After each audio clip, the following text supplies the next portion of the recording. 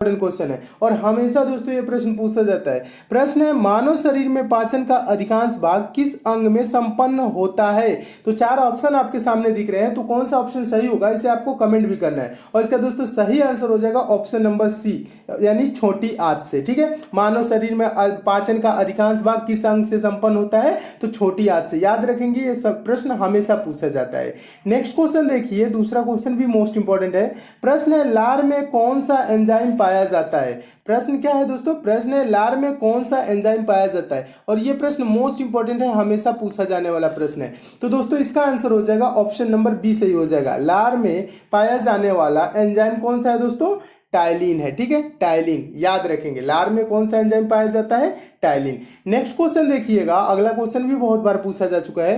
प्रश्न है टीबिया नामक हड्डी किसमें पाई जाती है। तो आंसर हो जाएगा ऑप्शन नंबर बी, टांग में। टीबिया नामक हड्डी किसमें पाई जाती है, टांग में, यानी पैर में पाई जाती है।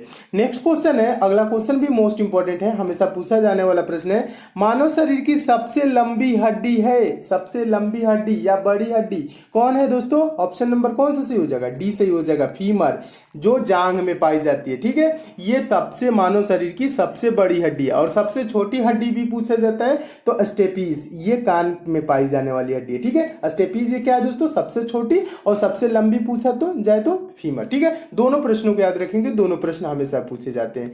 नेक्स्ट क्वेश्चन देखिएगा, अगला क्वेश्चन भी इंपॉर्टेंट है, हमेशा पूछा जाने वाला प्रश्न है।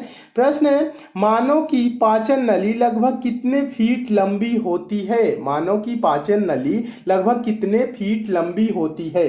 चारों ऑप्शन आपके सामने है, आप कमेंट भी इसे करेंगे, और इसका आंसर हो जाएगा ऑप्शन नंबर डी सही हो जाएगा, 32 फीट लंबी होती है। मानव की पाचन नली लगभग 32 फीट लंबी होती है, याद रखेंगे, बहुत बार पूछा गया प्रश्न है। अगला क्वेश्चन देखिए, छठा प्रश्न भी इंपॉर्टेंट है। प्रश्न है लार किसके पाचन में सहायक होती है। लार किसके पाचन में सहायक होती है, तो इसका दोस्तों आंसर हो जाएगा ऑप्शन नंबर बी, स्टार्च के पाचन में सहायक होती है। नेक्स्ट क्वेश्चन है सातवां क्वेश्चन, मोस्ट इंपॉर्टेंट क्वेश्चन। मनुष्य के जीवन काल में कितने दांत 2 बार विकसित होते हैं। बहुत बार पूछा गया प्रश्न है, कितने दांत 2 बार विकसित होते हैं, तो इसका आंसर हो जाएगा ऑप्शन नंबर सी, कुल 20 दांत। 20 दांत दोस्तों मानव शरीर में, यानी मनुष्य के जीवन काल में 2 बार विकसित होते हैं। यानी कि मनुष्य के जीवन काल में कितने दांत 2 बार विकसित होते हैं, आंसर क्या होगा, 20 दांत। ठीक है, इसे याद रखेंगे, बहुत बार पूछा गया प्रश्न है। नेक्स्ट क्वेश्चन देखिएगा, सारे क्वेश्चन दोस्तों मानव शरीर से है, यानी मानव शरीर क्रिया विज्ञान से रिलेटेड है। इसमें और भी क्वेश्चन है, उसको भी मैं कराऊंगा, और जो ये सिलेक्टेड क्वेश्चन है जो हमेशा पूछे जाते हैं उन प्रश्नों को शामिल किया, इसलिए दोस्तों लास्ट तक सारे क्वेश्चन को देखते रहिए। ठीक है, 8वां क्वेश्चन देखिए, 8वां क्वेश्चन है मानव शरीर का रक्त बैंक डॉट डॉट डॉट कहलाता है, यानी ब्लड बैंक कौन कहलाता है, ब्लड बैंक किसे कहा जाता है, तो इसका आंसर हो जाएगा ऑप्शन नंबर ए, प्लीहा को। प्लीहा को दोस्तों क्या बोला जाता है, मानव शरीर का ब्लड बैंक यानी रक्त बैंक कहा जाता है। ठीक है, इसे भी याद रखेंगे। नेक्स्ट क्वेश्चन देखिए, 9वां क्वेश्चन है। 9वां क्वेश्चन है सफेद रक्तकण यानी WBC का मुख्य कार्य है। WBC का मुख्य कार्य क्या होता है, तो आंसर हो जाएगा कौन सा, चारों ऑप्शन को पढ़ेंगे तो ऑप्शन नंबर सी सही हो जाएगा, रोग प्रतिरोधक क्षमता धारण करना। रोग प्रतिरोधक क्षमता धारण करना WBC का मुख्य कार्य होता है। अगला क्वेश्चन है, अगला क्वेश्चन भी इंपॉर्टेंट है, 10वां क्वेश्चन। मानव शरीर में लाल रक्त कण का निर्माण कहाँ होता है, ये आपको पता होगा क्योंकि ये प्रश्न मोस्ट इंपॉर्टेंट है और हजारों बार परीक्षाओं में पूछा जा चुका है। मानव शरीर में लाल रक्त कण का निर्माण कहाँ होता है, तो इसका आंसर हो जाएगा ऑप्शन नंबर डी, अस्थि मज्जा में। अस्थि मज्जा में लाल रक्त कण का निर्माण होता है, याद रखेंगे। नेक्स्ट क्वेश्चन देखिएगा, 11 नंबर क्वेश्चन है, ये भी महत्वपूर्ण है। हीमोग्लोबिन किसका महत्वपूर्ण घटक है, तो आंसर इसका क्या हो जाएगा, चारों ऑप्शन को पढ़ेंगे तो ऑप्शन नंबर इसका ए सही हो जाएगा। हीमोग्लोबिन किसका महत्वपूर्ण घटक है, तो RBC का महत्वपूर्ण घटक है, इसे भी याद रखेंगे। अगला क्वेश्चन देखिएगा, 12 नंबर क्वेश्चन है।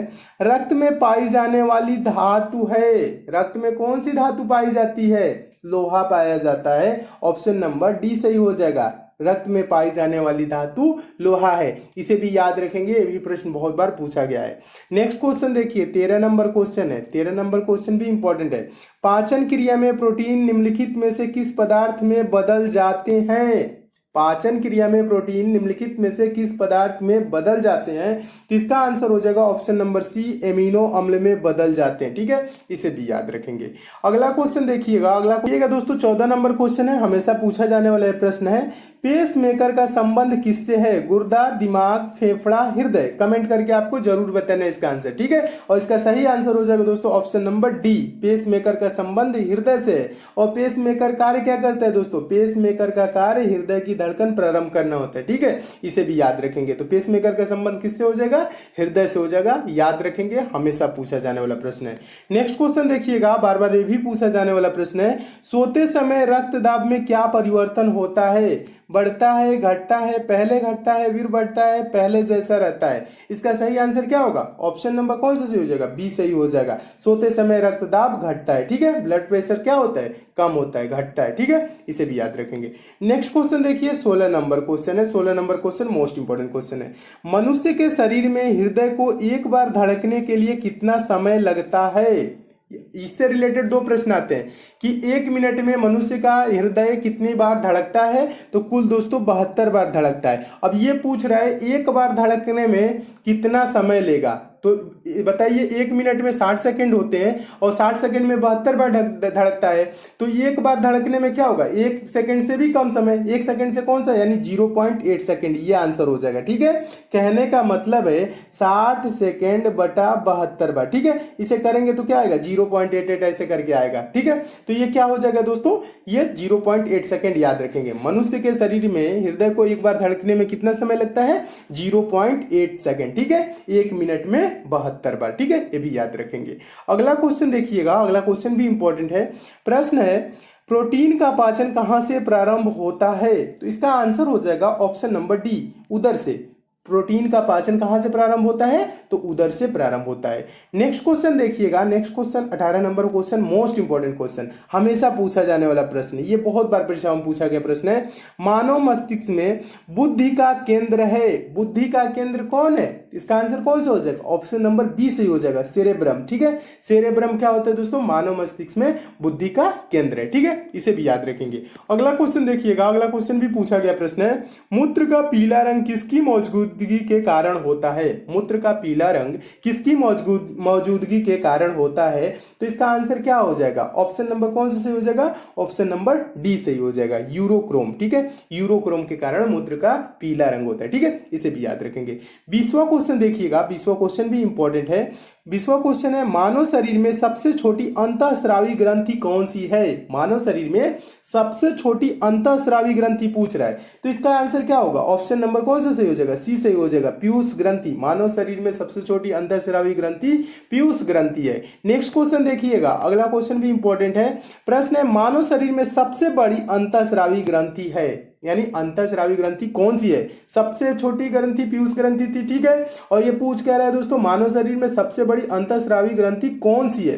तो इसका आंसर क्या हो जाएगा? ऑप्शन नंबर कौन सा सही हो जाएगा? कमेंट भी करना है। ऑप्शन नंबर ए सही हो जाएगा, थायराइड। मानव शरीर में सबसे बड़ी अंतःस्रावी ग्रंथि थायराइड ग्रंथि है। इसे भी याद रखेंगे, ये भी बहुत बार पूछा गया प्रश्न है। नेक्स्ट क्वेश्चन देखिए, अगला क्वेश्चन है, पीनियल ग्रंथि कहाँ स्थित होती है? तो इसका आंसर हो जाएगा ऑप्शन नंबर बी, मस्तिष्क में, ठीक है। पीनियल ग्रंथि मस्तिष्क में स्थित होती है, इसे भी याद रखेंगे।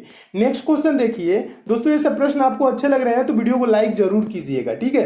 देखिएगा 23वां क्वेश्चन है। और दोस्तों इन सब प्रश्नों की पीडीएफ चाहिए तो टेलीग्राम को भी आप ज्वाइन कर लीजिएगा। टेलीग्राम का लिंक नीचे डिस्क्रिप्शन बॉक्स में है, जहां पे दोस्तों मैं समय समय पे पीडीएफ भी प्रोवाइड कराता रहता हूँ। सारे वीडियो की लिंक भी आपको वहां से मिल जाएगी, तो टेलीग्राम को आप जरूर ज्वाइन कर लीजिए। देखिए क्वेश्चन है, मानव शरीर की किस ग्रंथि को मास्टर ग्रंथि कहा जाता है? मास्टर ग्रंथि हमेशा पूछा जाता है, किस ग्रंथि को मास्टर ग्रंथि कहा जाता है? तो इसका आंसर हो जाएगा ऑप्शन नंबर सी सही हो जाएगा, पीयूष ग्रंथि को दोस्तों मास्टर ग्रंथि कहा जाता है। इसे भी दोस्तों याद रखेंगे हमेशा, क्योंकि हमेशा पूछा जाने वाला ये प्रश्न है, हमेशा के लिए याद रखेंगे।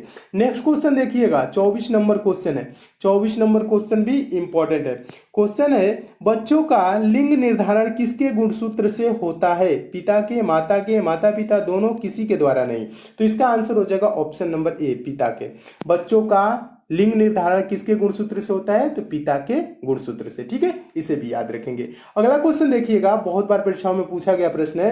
प्रश्न है, पिट्यूटरी ग्रंथि कहाँ स्थित होती है? तो इसका दोस्तों आंसर हो जाएगा कौन सा? ऑप्शन नंबर ए सही हो जाएगा, मस्तिष्क में। पिट्यूटरी